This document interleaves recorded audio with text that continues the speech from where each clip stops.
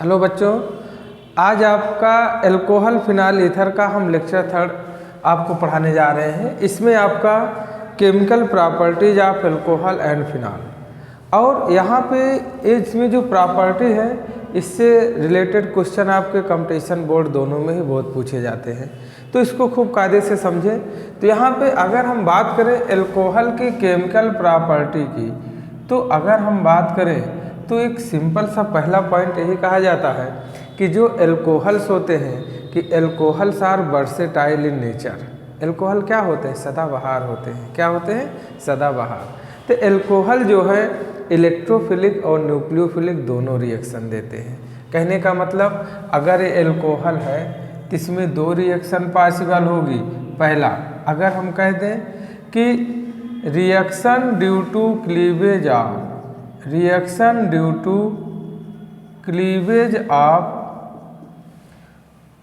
OH bond, cleavage of OH bond, या तो reaction होगा किसके कारण? OH बॉन्ड के क्लीवेज की वजह से, या दूसरा कहेगा कि reaction due to cleavage of COH bond. किस बॉन्ड के बीच? COH बॉन्ड के बीच। या तो हमारा जो क्लीवेज है OH के बीच होगा या तो COH के बीच होगा। कहने का मतलब कि अगर हमारा ये एल्कोहल है तो यहाँ पर हमने क्या लिखा? COH एल्कोहल है, तो अगर इसका हम क्लीवेज यहाँ से कराते हैं तो हमारा क्या बनेगा? यहाँ पर O- और H+। तो आपने कहा कि जो H+ आयन लिबरेट करते हो सभी क्या होते हैं? एसिडिक। तो H+ आयन, तो हम कह सकते हैं कि H+ आयन लिबरेट कर रहा। और दूसरी अगर हम बात करें यहाँ पर, तो हमारा जो एल्कोहल है, अब यहाँ पर जो क्लीवेज हो रहा COH के बीच हो रहा, तो यहाँ पे हमारा क्या बन रहा? कार्बोकैटायन, और यहाँ से OH लिबरेट हो रहा। तो यहाँ पर H+ जो प्लस आयन देंगे वो क्या कहलाएगा? आपने पढ़ा था इलेक्ट्रोफाइल न्यूक्लियोफाइल कि जिस पे प्लस चार्ज लगे होते हैं वो सभी इलेक्ट्रोफाइल्स होते हैं, जिस पे नेगेटिव चार्ज लगे होंगे वो सभी न्यूक्लियोफाइल। तो यहाँ पे दोनों कंडीशन एग्जिस्ट कर रही है। जब दोनों कंडीशन एग्जिस्ट कर रही है तो एल्कोहल जो है इलेक्ट्रोफिलिक और न्यूक्लियोफिलिक दोनों रिएक्शन शो करेंगे। तो यहाँ पे अगर हम रिएक्टिविटी की बात करें ऑर्डर की, तो पहला क्या है? Reaction due to cleavage of OH bond के रिस्पेक्ट में। तो अगर हम रिएक्टिविटी ऑर्डर ऑफ एल्कोहल की बात करें, रिएक्टिविटी ऑर्डर ऑफ एल्कोहल, तो यहाँ पर क्लीवेज ऑफ OH की वजह से, तो यहाँ पे जो हमारा प्राइमरी एल्कोहल है सबसे ज़्यादा रिएक्टिव, फिर कौन सा आएगा? सेकेंडरी एल्कोहल, फिर आ जाएगा tertiary alcohol on the basis of OH bond cleavage. अगर हम यहाँ बात करें COH के बेसिस पे, तो COH के क्लीवेज से यहाँ पे कार्बोकैटायन का फॉर्मेशन हो रहा। तो जो कार्बोकैटायन मोस्ट स्टेबल होगा तो रिएक्टिविटी क्या हो जाएगी? वहाँ पे ज़्यादा होगा। तो यहाँ हम क्या लिख सकते हैं?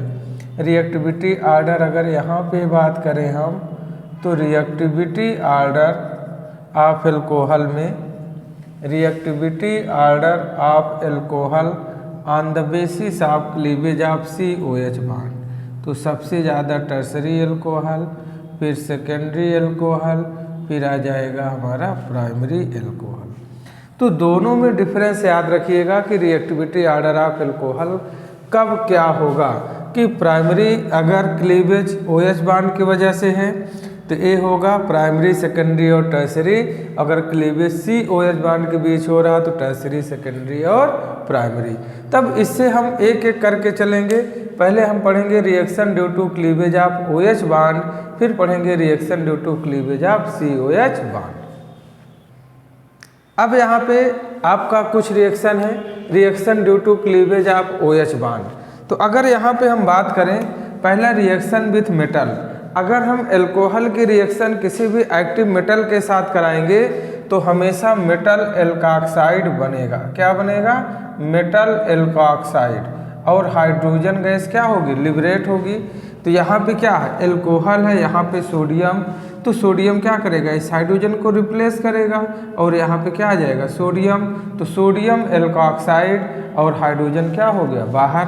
अब यहाँ हमने एग्जाम्पल दिया एक, जैसे इथेनॉल की रिएक्शन सोडियम के साथ कराया तो cleavage due to OH bond, तो यहाँ से H बाहर निकलेगा सोडियम होगा, तो हमारा बन जाएगा सोडियम इथाक्साइड हाइड्रोजन बाहर।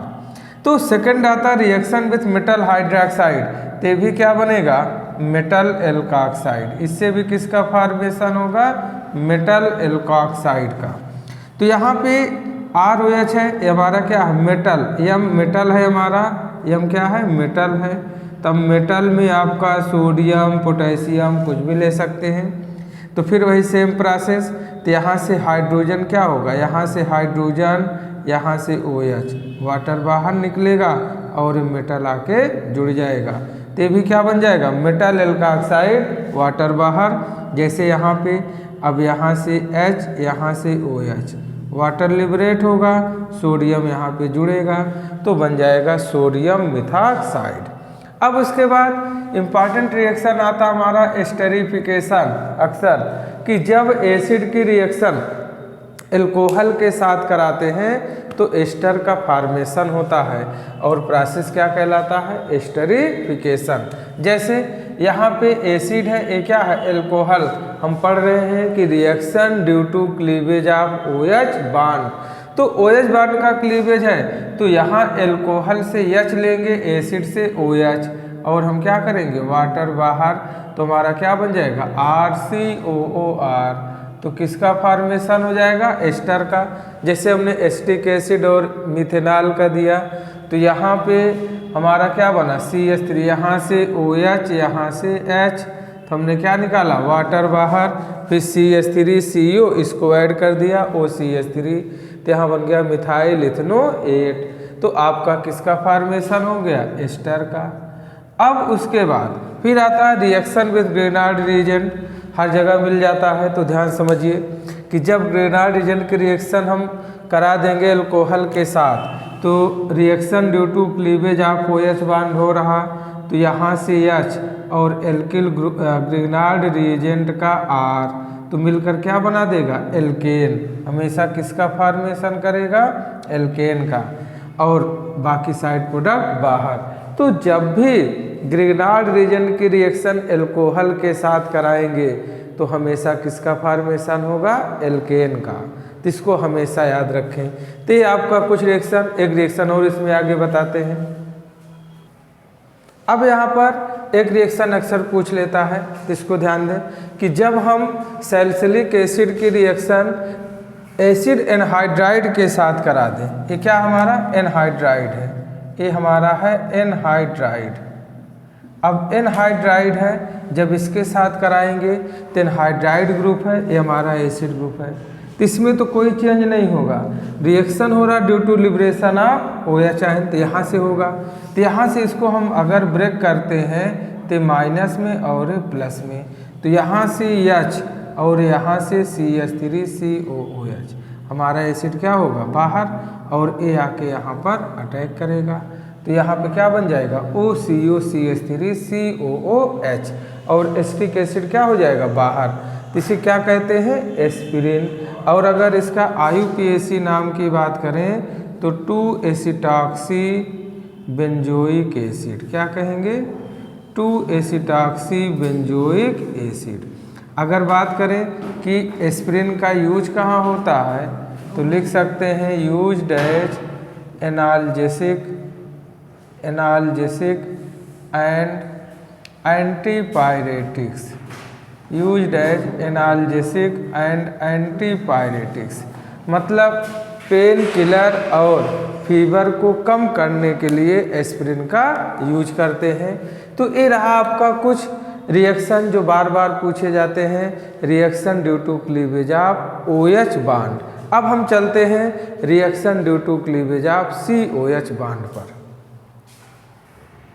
अब यहाँ पे reaction due to cleavage of COH bond को जैसे हो रहा कि OH बॉन्ड हमारा क्या हो रहा अब बाहर होगा, तो यहाँ पे पहला आता है रिएक्शन विथ HX में HCl HBr के साथ करा दें, तो यहाँ पे एल्कोहल के साथ कराएंगे तो OH यहाँ से H बाहर होगा RX बन जाएगा। जैसे CH3OH प्लस HCl, तो H2O बाहर हो गया, एल्किल हैलाइड बन गया।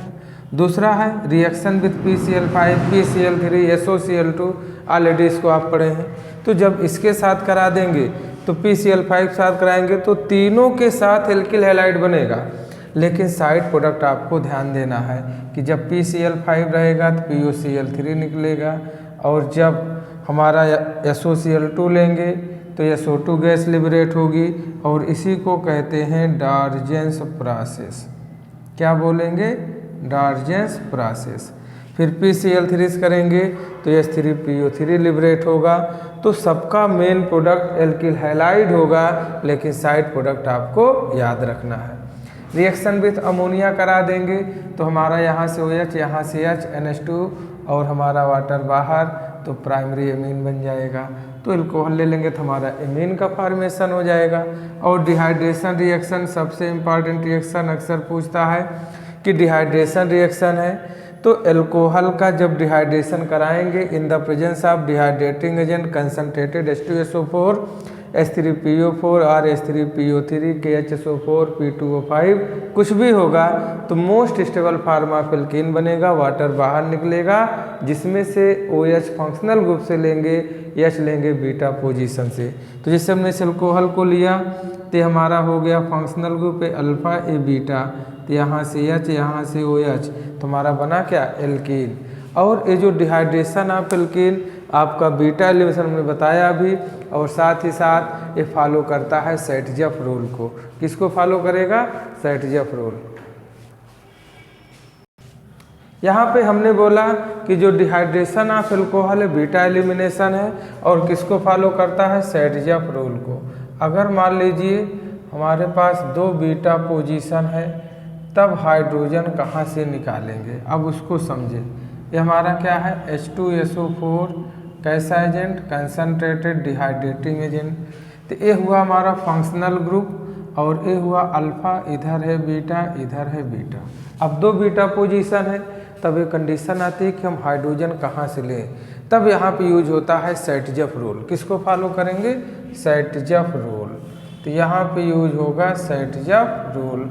सेटजफ रूल क्या कहता है कि अगर 2 बीटा पोजीशन है तो हमेशा हाइड्रोजन वहाँ से लीजिए जिसके पास कम है। तो मतलब इनका कहना है सेटजफ का कि पुअर बिकम्स पुअरर, कि मतलब गरीब को और गरीब बनाओ, गरीब को और गरीब बनाओ। इनका मतलब है अगर 2 बीटा पोजीशन है तो हाइड्रोजन वहाँ से लो जिसके पास कम है, ताकि मोस्ट स्टेबल एल्कीन का फॉर्मेशन हो सके। तो यहाँ पे बीटा, यहाँ पे बीटा, तो यहाँ से OH, इस बीटा से लेंगे और हमारा क्या बन जाएगा? CH3 CH double bond CH CH3। तो हमारा क्या बन गया?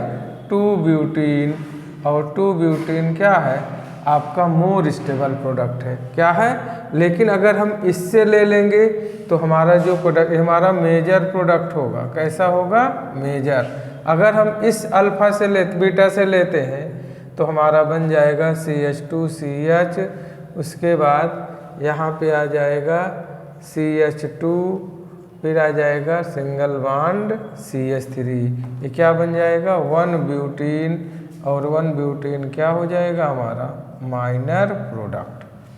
तो यहाँ पर जो स्टेबिलिटी निकालना है, एल्कीन है तो हाइपर कॉन्जुगेशन निकलेगा। अगर इसको हम फंक्शनल ग्रुप मान ले जो होगा ही, तो ये भी अल्फा, ये भी अल्फा। कितने अल्फा हाइड्रोजन है? 6 अल्फा हाइड्रोजन। और यहाँ पे कितने अल्फा हाइड्रोजन है? 2 अल्फा हाइड्रोजन। तो यहाँ पे जो स्टेबिलिटी निकालते हैं एल्केन की, तो stability of alkene directly proportional to hyper conjugation, और हाइपर कॉन्जुगेशन होता है directly proportional to number of alpha hydrogen, जिसमें अल्फा हाइड्रोजन ज़्यादा उसमें हाइपर कॉन्जुगेशन ज़्यादा, और जिसमें हाइपर कॉन्जुगेशन ज़्यादा उस एल्केन की स्टेबिलिटी ज़्यादा। तो उसको आप इसको चेक कर सकते हैं। अब उसके बाद इस पे क्या है, बहुत भी रिएक्शन आएगा, आप उसको चेक करेंगे तो इस पे क्वेश्चन आपको आसानी से होने लगेंगे। तो आप इसको हमेशा ध्यान दीजिएगा कि अगर 2 बीटा पोजीशन है तो हमेशा वहाँ से निकालेंगे जिसके पास हाइड्रोजन कम होगा। अब आते हम ऑक्सीडेशन रिएक्शन ऑफ एल्कोहल पे। Oxidation reaction of alcohol, oxidation reaction of alcohol. अगर हम एल्कोहल के ऑक्सीडेशन रिएक्शन की बात करें तो यहाँ पे एल्कोहल हमारे तीन हैं, प्राइमरी एल्कोहल, सेकेंडरी एल्कोहल और टर्सरी एल्कोहल। तो पहला हम बात करेंगे प्राइमरी एल्कोहल के ऑक्सीडेशन के लिए। तो प्राइमरी एल्कोहल है तो एकदम सिंपल फंडा, ये हमारा क्या है RCH2OH। जब भी इसका हम ऑक्सीडेशन कराएंगे ऑक्सीडाइजिंग एजेंट KMnO4 और K2Cr2O7, तो हमारा ये क्या बन जाएगा, तो यहाँ से H पहले निकलेगा तो हमारा बन जाएगा एल्डिहाइड। क्या बनेगा, एल्डिहाइड। लेकिन अब इसको ध्यान देना, जब हम पोटेशियम परमैंगनेट या डाइक्रोमेट लेंगे तो पहले एल्डिहाइड तो बनेगा और एल्डिहाइड फर्दर ऑक्सीडाइज हो जाएगा एसिड में। जब एसिड बनेगा तभी ये रिएक्शन रुकेगी, नहीं तो रिएक्शन चलती रहेगी। आप एल्डिहाइड पे डायरेक्ट नहीं रोक सकते। अगर आप चाहते हैं कि यहाँ पर जैसे हमने इस रिएक्शन को दे दिया CH3CH2OH, अब यहाँ पे ऑक्सीडेशन दे दिया इसे KMnO4। अब आपसे कहा कि बताइए क्या होगा, तो पहले हमारा क्या बन जाएगा एल्डिहाइड, और एल्डिहाइड फर्दर ऑक्सीडाइज हो जाएगा एसिड में। अब हमारे पास क्वेश्चन ये आता है कि अगर हम ये चाहें कि हमें सिर्फ एल्डिहाइड तक ही रोकें, एसिड ना बनने पाए, तब क्या यूज करेंगे। तब उसके लिए ध्यान दें कि अगर हम कहें कि हमें सिर्फ एल्डिहाइड तक ही बनाना है, एसिड नहीं बनने देना है, तब उसके लिए हमारा सिंपल जो ऑक्सीडाइजिंग एजेंट यूज करेंगे तो उसको लेंगे PCC, उसका नाम है पिरिडीनियम क्लोरोक्रोमेट। तो हमने यहाँ पे लिया जैसे CH3CH2 यहाँ दिया OH। अब आपके पास दो कंडीशन ऐसे दे दिया, यहाँ पे दे दिया KMnO4 और यहाँ पे इसे दे देता आप लेके H+ आयन एसिडिक मीडियम, या इसे दे दिया, और दूसरा दे दिया यहाँ पर PCC। इसका पूरा नाम है पिरिडीनियम क्लोरोक्रोमेट। पिरिडीनियम क्लोरोक्रोमेट ये किसका मिक्सचर होता है, पिरिडीन का, मतलब CrO3 क्रोमियम ट्राईऑक्साइड C5H5N और ये Cl का मिक्सचर होता है। PCC दे दे या एरो के ऊपर CrO3 लगा दे। तो यहाँ पे पिरिडीन है, ऐड करता है ये निगेटिव कैटलिस्ट तरह और एल्डिहाइड को फर्दर एसिड में ऑक्सीडाइज नहीं होने देगा। तो यहाँ पे हमारा अगर डायरेक्ट लिखना चाहेंगे तो एसिड बन जाएगा, लेकिन ये किस में कन्वर्ट होगा, सिर्फ और सिर्फ एल्डिहाइड में। तो इसका आप विशेष ध्यान दें कि अगर हम PCC ले लेंगे तो ये हमारा एल्कोहल को, प्राइमरी एल्कोहल को सिर्फ एल्डिहाइड में कन्वर्ट करेगा, एसिड में कन्वर्ट नहीं होने देगा। लेकिन अगर हम KMnO4 K2Cr2O7 ऑक्सीडाइजिंग एजेंट का यूज करेंगे तो वो आपका एसिड में कन्वर्ट कर देगा। पहले एल्डिहाइड बनेगा और एल्डिहाइड के बाद हाइड्रोजन है और फर्दर ऑक्सीडाइज हो जाएगा हमारा एसिड में। तो ये रहा प्राइमरी एल्कोहल। अब आता आपका सेकेंडरी एल्कोहल। अगर हमने सेकेंडरी एल्कोहल लिया RrCHOH, कैसा एल्कोहल है, सेकेंडरी एल्कोहल है। अगर इसका हम ऑक्सीडेशन कराएंगे KMnO4 या K2Cr2O7 के प्रेजेंस में, तो पहले तो यहाँ से H हमारा हाइड्रोजन बाहर होगा और क्या बन जाएगा, कीटोन। क्या बनेगा, कीटोन। यहाँ से बन गया कीटोन। अब जब कीटोन बन गया, अगर हम यहाँ पे फर्दर KMnO4 ले लें फिर ऑक्सीडाइजिंग एजेंट, तब ये रिएक्शन नहीं देगा क्योंकि इसके पास हाइड्रोजन नहीं है।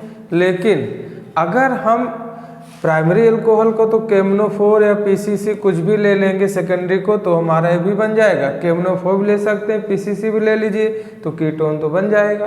अब कीटोन फर्दर एसिड में ऑक्सीडाइज नहीं होगा, क्यों, क्योंकि इसके पास हाइड्रोजन नहीं है। तो अब अगर हम चाहते हैं कि कीटोन का फर्दर ऑक्सीडेशन करना है तो कीटोन ने दिया हमारा, अगर कीटोन का फर्दर ऑक्सीडेशन कराना है तो हम नॉर्मल कंडीशन पे नहीं होगा, अब ऑक्सीडेशन होगा ड्रास्टिक कंडीशन देने पर। जब ड्रेस्टिक कंडीशन देंगे तभी अब आपका ऑक्सीडेशन होगा। और ड्रेस्टिक कंडीशन का मतलब ही होता है कि KMnO4 विथ सल्फ्यूरिक एसिड, जो हमारा ऑक्सीडाइजिंग एजेंट है उसके साथ सल्फ्यूरिक एसिड को भी ऐड कर देंगे तो जो नहीं दे रहा था वो भी क्या करेगा, ऑक्सीडेशन रिएक्शन देने लगेगा। K2Cr2O7 with sulphuric acid. जब यहाँ पे ड्रेस्टिक कंडीशन देगा तो इसका मतलब है कि उसमें स्ट्रांग एसिड को भी ऐड कर दिया गया और जो रिएक्शन नहीं हो रहा था वो भी होने लगेगा और जो प्रोडक्ट बनेगा वो क्या बनेगा, एसिड बनेगा having less carbon of ketone. Acid का फॉर्मेशन होगा जो अल्कोहल से लेस कार्बन का, जो कीटोन से लेस कार्बन का होगा। तो यहाँ पे एक एग्जांपल देते हैं तो क्लियर हो जाए। तो यहाँ पे पूरा एकदम समझाते हैं आपको। यहाँ पे हमने लिया सेकेंडरी अल्कोहल, यहाँ हमने लिया CH3, यहाँ पे CO है। अब यहाँ पे हमने ले लिया कीटोन को ही हम ले रहे हैं। पहले हम सेकेंडरी अल्कोहल से चलते हैं, CHOH सेकेंडरी अल्कोहल है। तो हमने यहाँ पे बोला आपसे KMnO4 ले लो या PCC ले लो, तो दोनों से ही हमारा किसका फॉर्मेशन हो जाएगा, कीटोन का। अब हमारा एक कीटोन अब बन गया। अब हमने आपसे बोला कि जब कीटोन बन गया तो कीटोन फर्दर इस KMnO4 के प्रेजेंस में ऑक्सीडेशन रिएक्शन नहीं देगा। लेकिन अगर हम इसी जो कीटोन है अगर यहाँ पे दे दें ड्रेस्टिक कंडीशन, क्या दे दें, ड्रेस्टिक कंडीशन। अभी हमने बताया क्या होता है ड्रेस्टिक कंडीशन। तो यहाँ से एक बॉन्ड आप ब्रेक करिए, आप देख लीजिए कहाँ से ब्रेक करना है। तो इसमें कितने कार्बन है, 2, तो 2 कार्बन से बन जाएगा एसिटिक एसिड। और इसमें कितने कार्बन है, 1, तो हमारा बन जाएगा फार्मिक एसिड। और फार्मिक एसिड अनस्टेबल होता है, तुरंत CO2 और H2 में डिसोसिएट हो जाएगा। तो ये हमारा प्रोडक्ट बनेगा जब ड्रेस्टिक कंडीशन लेंगे तब। तो कीटोन भी हमारा एसिड में कन्वर्ट हो जाएगा, लेकिन जो एसिड बनेगा कीटोन से लेस कार्बन का होगा। जैसे यहाँ कीटोन में 3 कार्बन था तो एसिड बना 2 कार्बन और 1 कार्बन का। और फार्मिक एसिड क्या होता है, अनस्टेबल, और अनस्टेबल होगा तो किसका फॉर्मेशन तुरंत अपने आप को स्टेबल करने की कोशिश करेगा और किस में डिकम्पोज हो जाएगा, CO2 और H2 में। अब आता है इसके बाद टर्सरी अल्कोहल का नंबर। तो टर्सरी अल्कोहल के अगर हम बात करें तो टर्सरी अल्कोहल के पास तो हाइड्रोजन होता ही नहीं। यहाँ हमने लिया टर्सरी अल्कोहल के ऑक्सीडेशन की बात हो रही, तो CH3, यहाँ हमने लिया COH। कैसा अल्कोहल है, टर्सरी अल्कोहल। अगर यहाँ पर हमने KMnO4 लिया या PCC लिया तो रिएक्शन होगा ही नहीं। लेकिन अगर हम यहाँ पर ड्रेस्टिक कंडीशन ले लें, क्या ले लें, ड्रेस्टिक